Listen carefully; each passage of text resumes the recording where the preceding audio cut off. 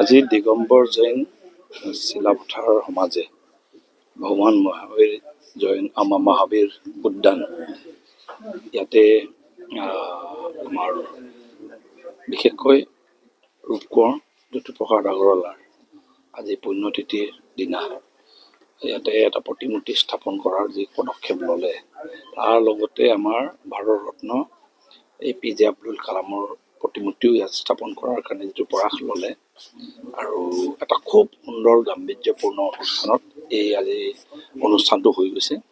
আৰু চবতকৈ ডাঙৰ কথা হ'ল কি এটা চিলাপথাৰৰ কাৰণে এটা ঐতিহাসিক মুহূৰ্ত আমাৰ কাৰণে। আমাৰ ৰূপকোঁৱৰ জ্যোতিপ্ৰসাদ আগৰৱালাৰ সু সন্তান আজি আমাৰ লগতে ইয়াতে জ্ঞানেশ্বৰী আগৰৱালা পাঠক বাইদেউ আহিছিলে।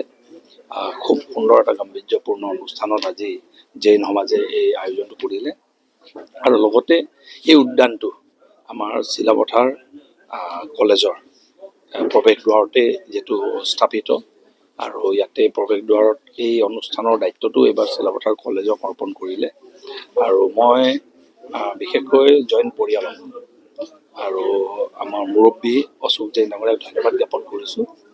তেখেতসকলে ইয়াত প্ৰৱেশ দুৱাৰ যোনটো ৰাস্তা তাৰ ৰাস্তাৰ মাটিও ডনেট কৰিলে আগতে আৰু এতিয়া সেই উদ্যানো মাটি উদ্যান গোটেই নিৰ্মাণ কৰি আজি অৰ্পণ কৰিছে।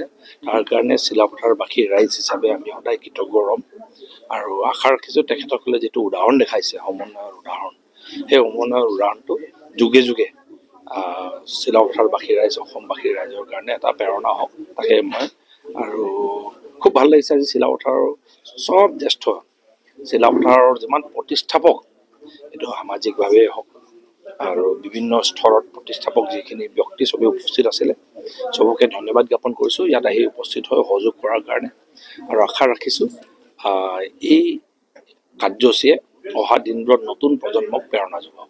মোৰ চিলাপথাৰলৈ আহি ইমান ভাল লাগিছে।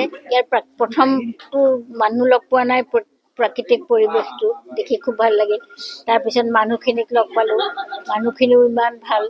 ইয়ালৈ আহি পেলাই আৰু চিলাপথাৰখন হ'ল বিভিন্ন জনগোষ্ঠীৰ সমন্বয়ৰ এটা জনগোষ্ঠী আছে। সকলোৱে ইমান ভালকৈ অনুষ্ঠানটো পাতিলে তাকে দেখি মই খুব আনন্দ পাইছোঁ। সকলো যাতে মিলিজুলি থাকক, ভৱিষ্যতে আগবাঢ়ি যাওক, চিলাপথাৰ এখন জাকত জিলিকা ঠাই হওক তাকে আশা কৰিলোঁ। তেওঁৰ আদৰ্শটো তেওঁ বিভিন্ন জনগোষ্ঠী মই কবিতাটো কৈছিলোঁ নহয় যে বিভিন্ন জনগোষ্ঠীৰ তেওঁ লিখি থৈ গৈছে যে অসমত ইমানবোৰ জনগোষ্ঠী আছে, কোনো কাকো দবাই নাৰাখি সকলোৰে কলা সংস্কৃতি চবৰে নিজৰ নিজৰ এটা কলা সংস্কৃতি আছে। সকলোবোৰ যাতে আগবাঢ়ি যাব পাৰে, সকলো কলা সংস্কৃতিক চৰ্চা কৰিবলৈ সুযোগ দিব লাগিব। তেতিয়া সকলো বিভিন্ন জনগোষ্ঠী আগবাঢ়ি যাব। বিভিন্ন ধৰ্মৰ বিভিন্ন ভাষা ভাষী সকলো যাতে মিলি আগবাঢ়িলেহে দেশখন আগবাঢ়িব। আৰু চিলাপথাৰ এনেকুৱা এখন ঠাই বিভিন্ন জনগোষ্ঠীৰে ভৰা। এই জনগোষ্ঠীখনে সকলো মিলি যদি আগবাঢ়ি যায় এখন দেশৰ ভিতৰতে জাকত জিলিকা ঠাই হ'ব বুলি মই আশা কৰিছোঁ।